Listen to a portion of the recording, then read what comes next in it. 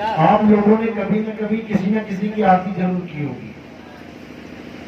लोग कहते हैं कि मूर्तियों की आरती करनी चाहिए, लेकिन कबीर साहब कहते हैं कि मूर्तियों की आरती नहीं करनी चाहिए। क्यों? क्योंकि जो बोले ना डोले, जो बोले ना डोले उसके आगे पर्दा खोले। यानी दिल का पर्दा तुम उसके आगे खोल रहे हो आरती करके, जो बोले ना डोले। मेरी कोई मूर्ति बना दो, मेरी मूर्ति लौकी चौक पे लग गई, एक मूर्ति मेरी। अब मेरी मूर्ति को किसी ने टेढ़ा कर दिया, चौक पे किसी ने टेढ़ा कर दिया मूर्ति को, तो मेरी मूर्ति कितनी देर में उठ जाएगी? सीधी हो जाएगी। कितने मिनट में? मिनट में नहीं होगी। कितने घंटों में हो जाएगी? घंटों में भी नहीं होगी। कितने दिन में हो जाएगी?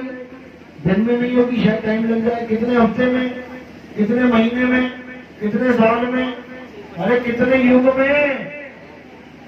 तो कभी नहीं होगी। तो मेरी मूर्ति जो टेढ़े से सीधा ना हो पाई, और एक आदमी का बच्चा अभी टेढ़ा करो उसको, बोलो बेटा उठना, अभी 2 सेकंड में हो जाएगा। अब दोनों में फर्क क्या है? वो गुरु की मूर्ति होकर भी नहीं उठ पाई और वो चेला होकर उठ गया। फर्क क्या?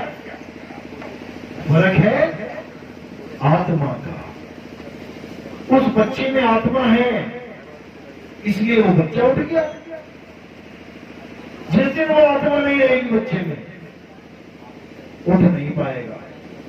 और ये मूर्ति ये भी उठ नहीं पा रही है। क्यों? क्योंकि इसमें आत्मा नहीं है। जिसमें आत्मा नहीं है वो पूजा के काबिल नहीं है। अब कोई कहेगा ये तो नितिन दास की मूर्ति है इसलिए नहीं उठ पाई। भगवान विष्णु की होगी तो उठ जाएगी क्या? शंकर जी की होगी तो उठ जाएगी क्या? हनुमान जी की मूर्ति तुम चोरी कर दोगे, उठ जाएगी क्या? लेकिन उन मूर्तियों में तो कहते हैं प्राण प्रतिष्ठा भी की हुई है, यानी उसमें आत्मा भी डाल दी।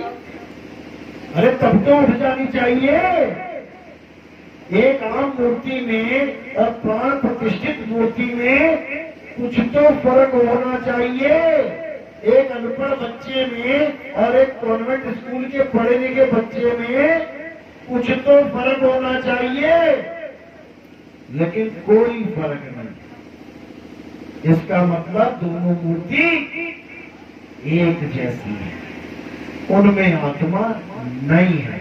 तो हमारे यहाँ उसकी आरती नहीं होती जिसमें आत्मा नहीं है। हमारे यहाँ पहली बात किसकी आरती होती है? गुरु की आरती होती है। चेलों की आरती नहीं होती, गुरु की आरती होती है। और गुरु की आरती कैसे होती है? गुरु को शरीर समझ के आरती नहीं की जाती। अगर शरीर मानोगे गुरु को तो 4 लोग जब लाद के लेके जाएंगे तो पूछेंगे कौन मर गया? अरे हमारे गुरु जी मर गए। अब गुरु जी मर गए तो चेला जी कैसे बचेगा?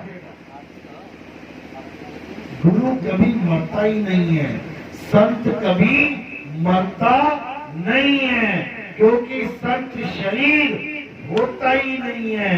संत क्या होता है? आत्मा होता है।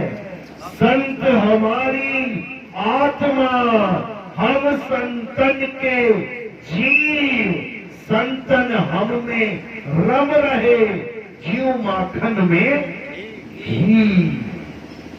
संत शरीर नहीं होता है, आरती शरीर की नहीं होती है, आरती होती है आत्मा की। कैसे करनी है? आना है, एक एक करके आ जाना, 2-2 करके आ जाना। फूल उठा के मेरे सिर के ऊपर रखने हैं। सिर के ऊपर क्यों रखने हैं?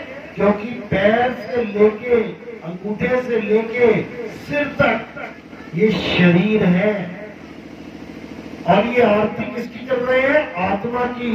तो ये शरीर से परे आत्म देव के चरणों में पुष्प चढ़ा दिए जाते हैं। ये हमारे टकसारी आरती है, आना है, फूल चढ़ाना है, आरती एक बार घुमाना है।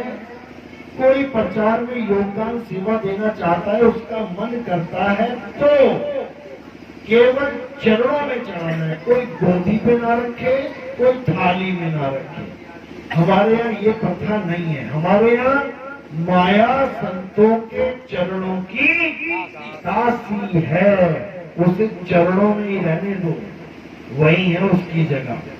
तो अब आप समझ गए, 3 चीजें हैं मेन आपकी। आना है, पहले फूल चढ़ाया, आरती करा, और कोई सेवा रखनी है तो वो चरणों में रखी। लेकिन इन तीनों से भी पहले एक चीज और करनी है आपने, वो है परमात्मा को बंदगी। तो उसके लिए आप सबने बोलना है, साहेब बंदगी सतनाम। बंदगी करता है वही बंदा कहलाता है। जो बंदगी नहीं करता वो क्या कहलाता है? या तो वो नर कहलाता है, मनुष्य कहलाता है, या वो आदमी कहलाता है। आदमी और मनुष्य कौन है? जो हिंदू धर्म के अनुसार मनु की औलादे हैं, वो अपने आप को मनुष्य कहते हैं। और जो मुसलमानों के अनुसार बाबा आदम की औलादे हैं, वो आदम की औलादे अपने आप को आदमी कहलाते हैं। इन दोनों में से कोई भी बंदा नहीं है। बंदा वो कहलाता है जो बंदगी करता है। तो साहिब कहते हैं, बंदा भूला बंदगी, साहिब भूले नहीं। और जिस दिन साहिब भूल गए उस दिन बंदा नहीं। तो बंदगी करनी है। अब एक एक करके आप आ सकते हैं और अपना जो बताया वैसे बोलिए। सदियों बंदी छोड़ कबीर साहिब की जय। आप आरती लगा दें मोबाइल में, जय जय सत्य कबीर। आप यूट्यूब पे सर्च करें।